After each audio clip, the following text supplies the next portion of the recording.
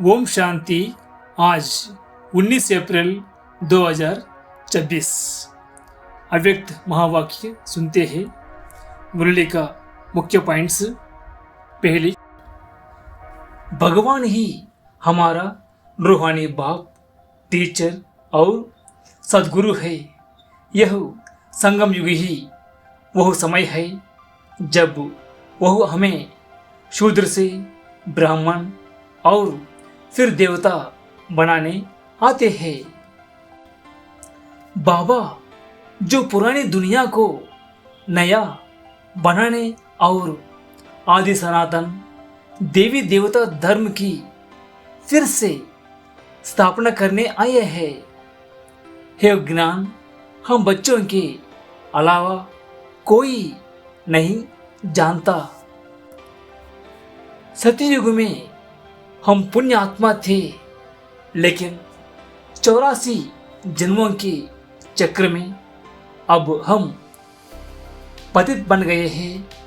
अब फिर से पावन बनने के लिए बाबा की श्रीमत पर चलना है।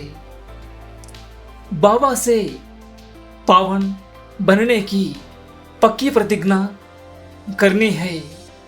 काम, क्रोध और देह अभिमान जैसे विकारों अर्थात भूतों पर विजय प्राप्त करना ही हमारा लक्ष्य है। योग का अर्थ है याद। केवल शिव बाबा की याद से ही हमारे जन्म जन्मांतर के पाप अर्थात विकर्म विनाश होंगे और आत्मा फिर से सोना बनेगी।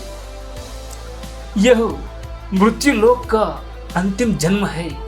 इसके बाद हम अपने घर शांति धाम अर्थात स्वीट होम जाएंगे। फिर नई दुनिया स्वर्ग में सुख भोगेंगे। हमारे हर कर्म में मधुरता, निर्माणता और संतुष्टता झलकनी चाहिए। यही महान बनने की मुख्य धारणा है। विश्व में फैले चिंता, भय और दुख के वायुमंडल में हमें रहमदिल मास्टर दाता बनकर सबको सुख और शांति की किरणें देनी है। आज मास का तीसरा रविवार है। शाम 6:30 से 7:30 बजे तक पूरे ग्लोब को सामने इमर्ज कर पवित्रता की श्रेष्ठ वाइब्रेशन देने की सेवा करें। सर्व खजानों से भरपूर बन अपने चेहरे और नयनों द्वारा ईश्वरीय नशा का साक्षात्कार जो कराने वाले ही सच्चे सेवादारी है। ओम शांति। आज रविवार अव्यक्त बाप दादा की मुरली रिवाइज डेट 15 दिसंबर 2009। ओम शांति। परिवार के साथ प्रीत निभाने के लिए नॉलेजफुल बन बाप समान साक्षीपन की स्थिति में रहना है। बाप, स्व, ड्रामा और परिवार चारों में निश्चय बुद्धिबन विजयी बनना है। आज समर्थ बाप अपने समर्थ बच्चों को देख रहे हैं, क्योंकि हर एक बच्चा स्नेह से बाप समान बनने का पुरुषार्थ बहुत लगन से कर रहे हैं। बाप दादा बच्चों को देख खुश होते हैं और दिल में बच्चों के गीत गाते हैं। वाह बच्चे वाह, क्योंकि बच्चे बाप के भी सिर के ताज है। देखो, बच्चों की पूजा डबल रूप में होती है, बाप की पूजा एक रूप में होती है।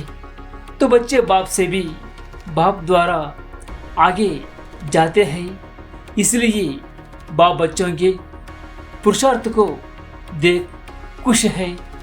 नंबरवार तो है, लेकिन पुरुषार्थ का लक्ष्य आगे बढ़ रहे हैं। आज अमृत वेले चारों ओर के बच्चों में एक बात जो ज्ञान का फाउंडेशन है वो देखा।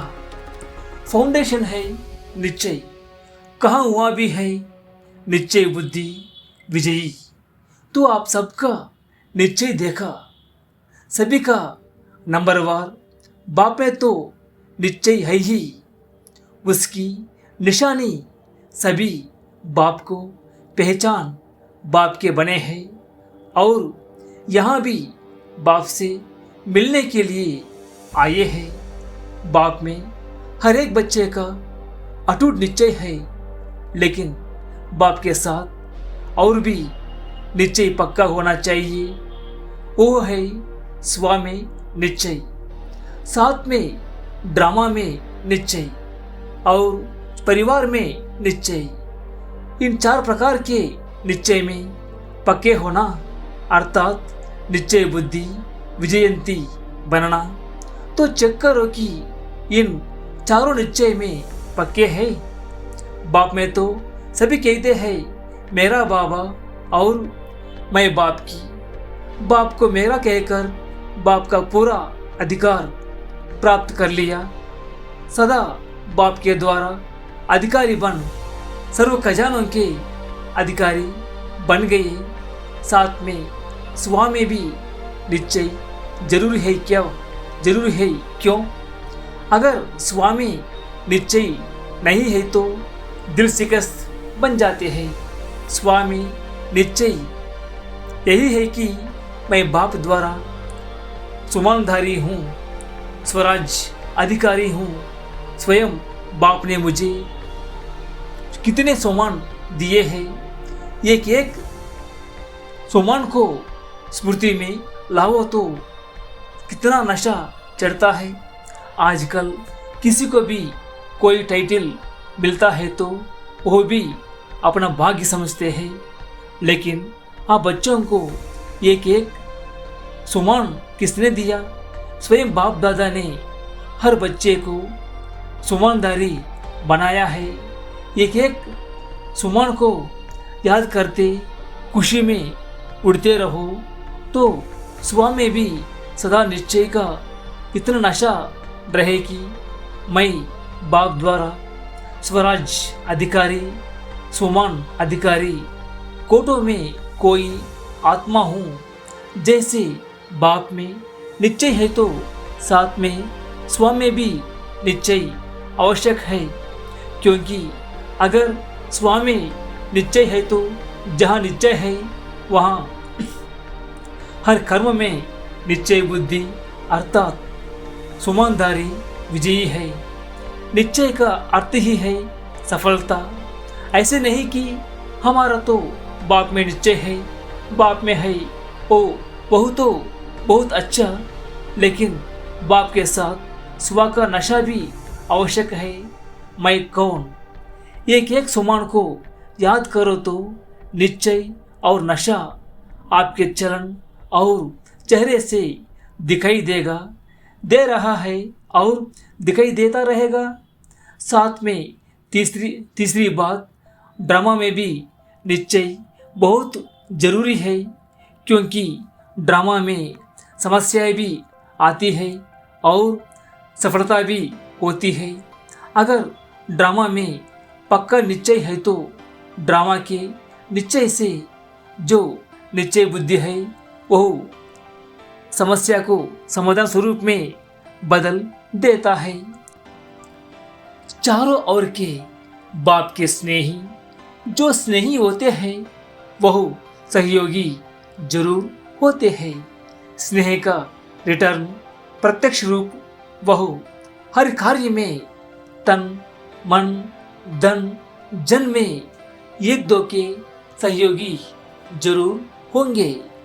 तो ऐसे स्नेही और सहयोगी बच्चे जो सदा बाप के प्यार में लवलीन रहने वाले हैं, लव में नहीं लेकिन लवलीन रहने वाले और सदा बाप के सर्व कार्य में समय संकल्प लगाने वाले, क्योंकि संगम युग में समय और संकल्प की बहुत वैल्यू है। एक जन्म में अनेक जन्मों की प्रारब्ध बनाने वाले ऐसे तीव्र पुरुषार्थी, हर गुण हर शक्ति को हर समय अनुसार कार्य में लगाने वाले ऐसे गुण संपन्न शक्ति संपन्न बच्चों को बहुत बहुत पदम पदम गुना याद प्यार और नमस्ते। वरदान। विधाता के साथ साथ वरदाता बन सर्व आत्माओं में बल भरने वाले रहमदिल भव।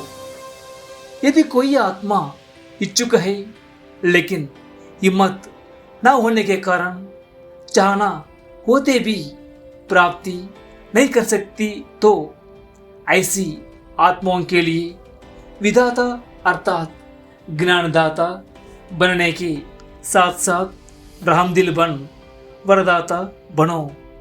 उन्हें अपनी शुभ भावना का एक्स्ट्रा बल दो। लेकिन ऐसे वरदानी मूर्त तभी बन सकते जब आपका हर संकल्प बाप के प्रति जो कुर्बान हो। हर समय हर संकल्प हर कर्म में वारिस जाऊंगा जो वचन लिया है उसे पालन करो। स्लोगन। अपने सत्य स्वरूप की स्मृति हो तो सत्यता की शक्ति आ जाएगी। अव्यक्त इशारे। महान बनने के लिए मधुरता और नम्रता का गुण धारण करो। बाप दादा अब एक एक बच्चे के मस्तक में संपूर्ण पवित्रता की चमकती हुई मणि देखने चाहते हैं। रूहानियत से चमकते हुए नयन देखने चाहते हैं। बोल में मधुरता विशेषता अमूल्य बोल सुनने चाहते हैं और जो कर्म में संतुष्टता निर्मलता सदा देखने चाहते हैं। प्यारे भाइयों और बहनों, आशा है कि आज की मुरली से आपको ईश्वरीय ज्ञान की गहरी अनुभूतियाँ हुई होंगी। जैसा कि आप जानते हैं, इस ज्ञान गंगा को जन जन तक पहुंचाने के लिए यह छोटी सी सेवा की जा रही है। यदि आप भी इस ईश्वरीय सेवा के कार्य में अपना सफल करना चाहते हैं और अपना अमूल्य सहयोग देना चाहते हैं, तो स्क्रीन पर दिए गए फोन पे QR कोड को स्कैन करके अपना योगदान दे सकते हैं। आपका यह छोटा सा सहयोग इस सेवा को और भी बेहतर बनाने और अधिक लोगों तक पहुंचाने में सहायक होगा। याद रहे, परमात्मा के कार्य में लगाया गया एक एक पैसा हमारे लिए कई गुना बनकर लौटता है। सहयोग के लिए आपका बहुत बहुत धन्यवाद। ओम शांति।